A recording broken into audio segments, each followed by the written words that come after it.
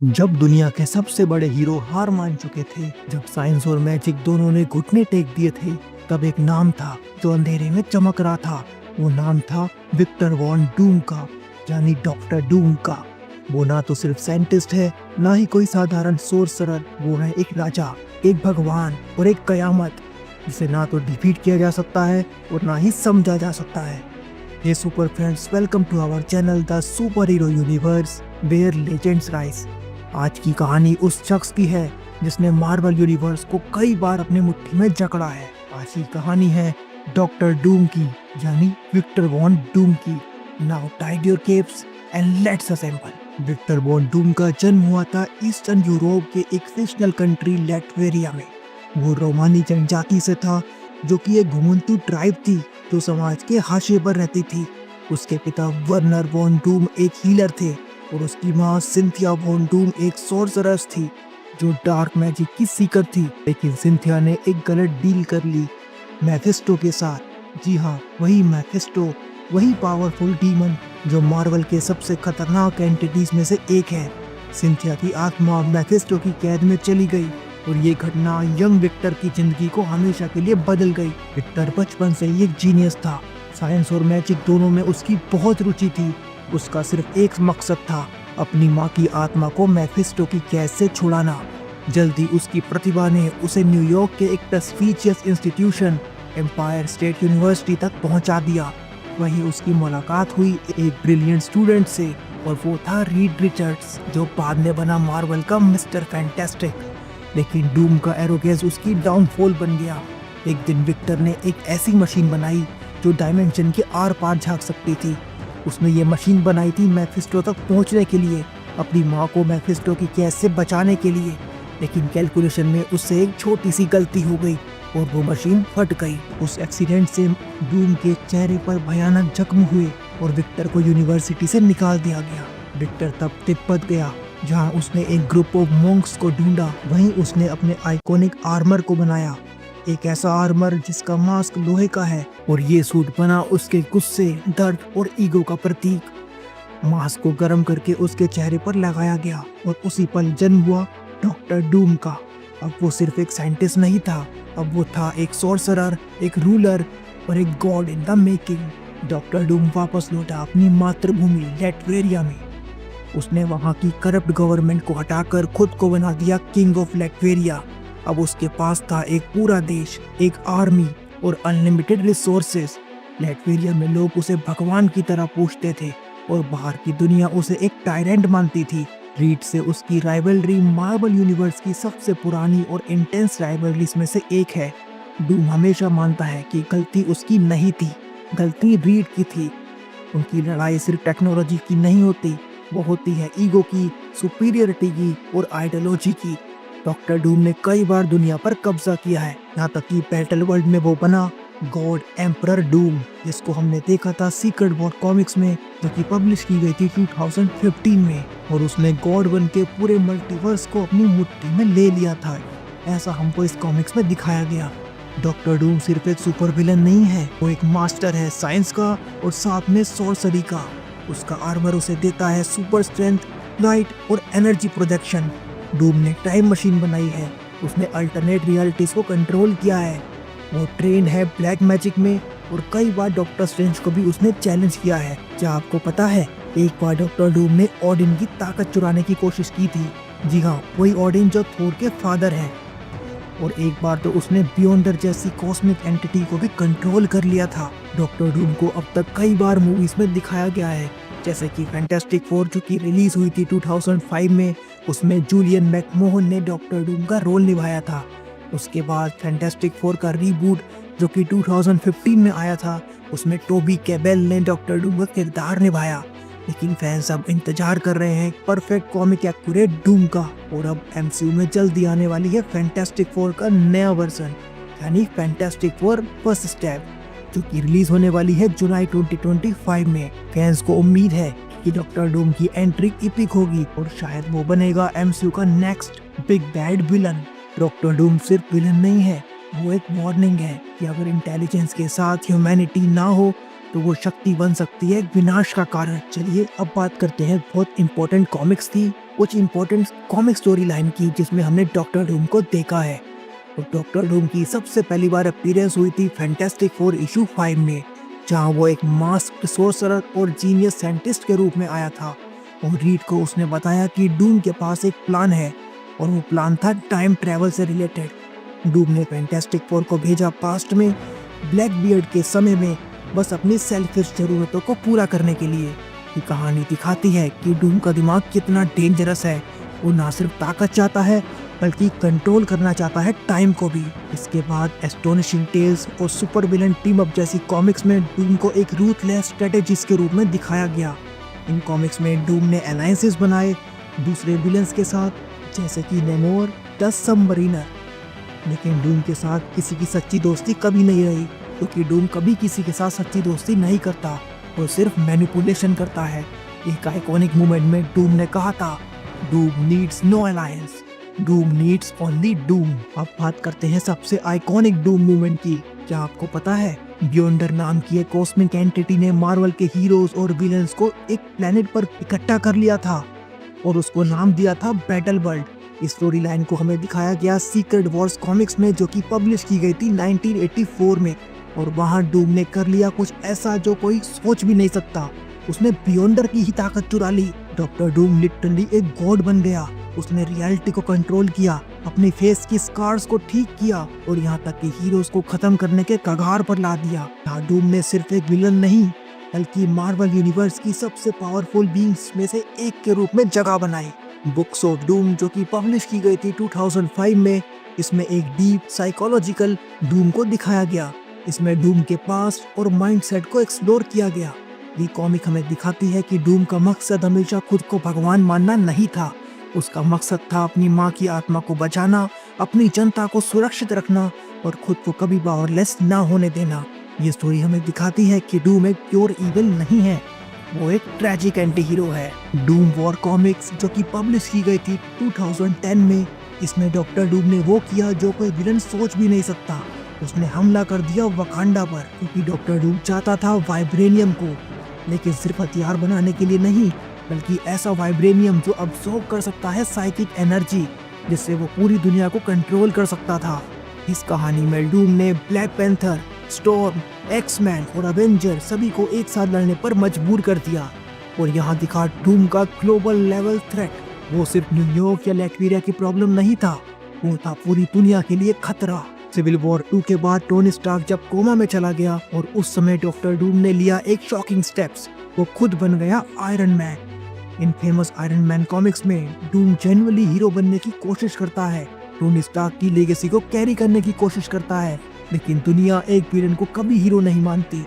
ये story line दिखाती है कि डूम एक कॉम्प्लेक्स कैरेक्टर है जो चाहता है रिडेम्पशन, लेकिन उसे वो कभी नहीं मिलता। सीक्रेट वॉर्स का एक और वर्जन, जो कि पब्लिश किया गया था 2015 में, इस कॉमिक्स में मल्टीवर्स कोलैप्स हो रहा था। डूम ने मॉलिक्यूल मैन, डॉक्टर स्ट्रेंज और बाकी पावर सोर्सेस को यूज करके मल्टीवर्स को बचाया और खुद को बनाया गॉड एम्परर डूम। और वो बना एक नई रियलिटी, बैटल वर्ल्ड का रूलर, जहां उसने पूरे मार्वल यूनिवर्स को अपने हिसाब से मोल्ड किया। आयरनी ये थी कि इस बार डूम सच में दुनिया को बचा रहा था, लेकिन फिर भी वो एक टायरेंट ही रहा। ये कहानी दिखाती है कि डूम का सबसे बड़ा दुश्मन कोई और नहीं बल्कि उसका खुद का ईगो है। डॉक्टर डूम की कंट्रीब्यूशन मार्वल के यूनिवर्स में सिर्फ एक विलन के तौर पर नहीं है, बल्कि एक फिलोसफी के रूप में भी रही है। वो सवाल उठाता है, क्या दुनिया को कंट्रोल करना ज्यादा सही है? अगर वो केओस से बेहतर हो तो? डॉक्टर डूम हर कॉमिक में एक मिरर की तरह होता है, जो हीरोज की मोरलिटी, साइंस की सीमाएं और पावर की प्राइस को रिफ्लेक्ट करता है। और शायद इसीलिए मार्वल यूनिवर्स कभी भी डूम के बिना कंप्लीट नहीं हो सकता। कॉमिक बुक के बाद चलिए बात करते हैं कुछ important animated series, TV shows और मूवीज के बारे में जिसमें हमने डॉक्टर डूम को देखा। डॉक्टर डूम की पहली टीवी अपीयरेंस हुई 1967 की फैंटास्टिक फोर एनिमेटेड सीरीज में। इस सीरीज में डूम को एक क्लेवर, कनिंग और पावर हंग्री विलन के रूप में दिखाया गया, लेकिन एनिमेशन लिमिटेशन के कारण उसका असली हॉरर पूरी तरह बाहर नहीं आ पाया।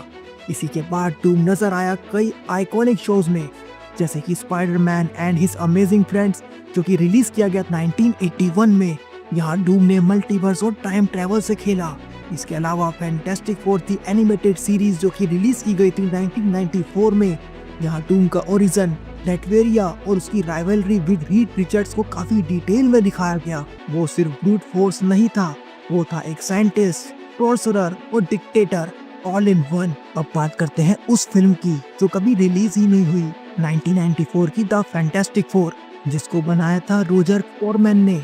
ये एक लो बजट फिल्म थी जो इतनी खराब बनी कि उसे स्टूडियो ने ऑफिशियली रिलीज करने से मना कर दिया।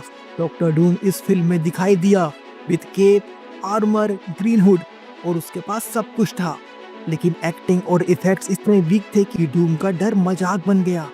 क्या आपको पता है आज भी इस फिल्म को कल्ट स्टेटस माना जाता है क्योंकि फैंस इसे so bad it's good movie मानते हैं। इसके बाद 2005 में आई फैंटास्टिक फोर मूवी जिसमें डॉक्टर डूम का किरदार निभाया जूलियन मैकमोहन ने, लेकिन यहाँ डूम को दिया गया एक बिल्कुल अलग और मॉडर्नाइज्ड ओरिजिन। यहाँ विक्टर वॉन डूम बना एक बिलियनियर इंडस्ट्रियलिस्ट जो स्पेस मिशन में कॉस्मिक स्टॉर्म की वजह से पावर हासिल करता है। उसके बाद आया फैंटास्टिक फोर मूवी का sequel Fantastic Four rise of the silver surfer जो कि रिलीज हुआ 2007 में।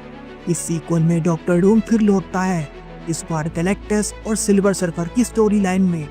डूम ने सर्फर की ताकत चुराई और बना पावर कॉस्मिक बिल्डिंग विलन, लेकिन फिर भी फिल्म में डूम को सेकेंडरी विलन बना दिया गया जिससे उसका ट्रू पोटेंशियल फिर से वेस्ट हो गया। फैंस ने एक बार फिर कहा where is the real Doom. अब बात करते हैं उस मूवी की जिसने डूम को ऑलमोस्ट मार ही डाला, फैंटास्टिक फोर जो कि रिलीज हुई 2015 में, जिसको डायरेक्ट किया था जोल ट्रैंक ने। जहां डूम का नाम था विक्टर डोमाशेव, ना कि वॉन डूम, और उसका ओरिजिन एक हैकर या एक साइंटिस्ट हाइब्रिड जैसा बनाया गया। जब वो एक पैरेलल डायमेंशन में चला गया वो बना एक ग्लोइंग ग्रीन मॉन्स्टर जैसा एक विलन। इस वर्जन को फैंस और क्रिटिक्स दोनों ने रिजेक्ट कर दिया क्योंकि डूम की एलिगेंस, इंटेलेक्ट और रॉयल प्रेजेंस पूरी तरह से गायब थी। अब जब मार्वल स्टूडियोज ने फैंटास्टिक फोर के राइट्स वापस ले लिए हैं, फैंस को उम्मीद है कि डॉक्टर डूम फाइनली एमसीयू में आएगा और वो भी सही तरीके से। रूमर्स हैं कि डूम को टीज किया जा सकता है अपकमिंग फैंटास्टिक फोर की मूवी में जो कि रिलीज होने वाली है जुलाई 2025 में। इमेजिन करिए डॉक्टर डूम एमसीयू में आता है एज ए रूलर ऑफ लैटवेरिया, एक मास्टर सोर्सरर और रीड रिचर्ड्स का अल्टीमेट राइवल। एमसीयू की मल्टीवर्स सागा में डूम की एंट्री से गैंग का फ्यूचर भी बदल सकता है। डॉक्टर डूम को हमेशा स्क्रीन पर जस्टिस नहीं मिला, लेकिन उसका पोटेंशियल आज भी उतना टेरिफाइंग है। वो ना सिर्फ रीड का सबसे बड़ा दुश्मन है बल्कि एक ऐसा विलन है जो पूरे एमसीयू को अपनी मुट्ठी में कर सकता है। अब सवाल ये है क्या एमसीयू हमें वो डूम देगा जो सच में गॉड एम्परर डूम बन सके। अब बात करते हैं डूम की कुछ बहुत ही इंपॉर्टेंट पावर्स के बारे में। तो उनमें सबसे पहली है super human intellect. Doctor Doom कोई आम विलन नहीं है, वो एक सुपर जीनियस पॉलीमैथ है जिसकी इंटेलिजेंस टोनी स्टार्क और रीड रिचर्ड्स के बराबर है और कभी कभी उनसे भी आगे मानी जाती है। डूम ने अपनी खुद की आर्मर बनाई, टाइम मशीन्स डिजाइन की, इंटरडायमेंशनल पोर्टल्स डेवलप किए और यहाँ तक कि एंटायर यूनिवर्सेस को मैनिपुलेट करने वाले उपकरण क्रिएट किए। वो एक ऐसा इंसान है जिसने डेथ को भी मैथमेटिकली चीट किया है। इसके बाद है डूम की अगली power, master of science. Doctor Doom की आर्मर उसकी सबसे आइकॉनिक ताकतों में से एक है। डॉक्टर डूम के पास है सुपर ह्यूमन स्ट्रेंथ और ड्यूरेबिलिटी। वो एनर्जी ब्लास्ट छोड़ सकता है, फोर्स फील्ड्स क्रिएट कर सकता है, वो फ्लाइट और टेलीपोर्टेशन सिस्टम्स को डेवलप कर सकता है। उसके पास हिडन वेपन्स हैं जैसे कि मिनी रॉकेट्स, सोनिक बूम्स और हाइपरसोनिक सेंसर।